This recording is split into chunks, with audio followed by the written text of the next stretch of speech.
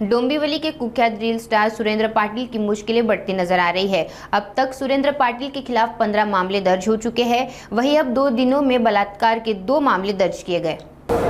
सुरेंद्र पाटिल यांच्या संपर्कात फिर्यादी आलेल्या होत्या। फिर्यादी त्यांच्या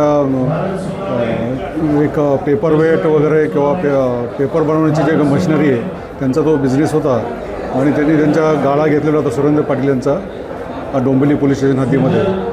तर त्या गाळ्याचं काही थकबाकी राहिली होती भाड्याची पण, आणि त्याचप्रमाणे त्यांचे कर्ज वगैरे झालं होतं त्या फिर्यादी यांच्यावर।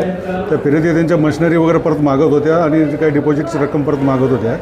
तर त्या गोष्टीला हे करून आरोपीने फिर्यादीला आश्वासन आम्हीच दाखवलं की तुला मी तुझ्या वस्तू परत करतो, आणि त्या याच्यातून त्यांनी तिच्याशी जबरदस्ती शारीरिक संबंध वगैरे केले। या बाबतीत डोंबिवली पोलीस स्टेशनमध्ये गुन्हा दाखल आहे। गुन्ह्यातील आरोपीचा आम्ही शोध घेत आहोत। एकूण आता पाहावे तो एकूण 15 गुन्हे सुरेंद्र पाटिल यांच्यावर दाखल आहेत आणि त्यांना 1.5 वर्ष कालावधीसाठी यापूर्वी तडीपार करण्यात आलं होतं।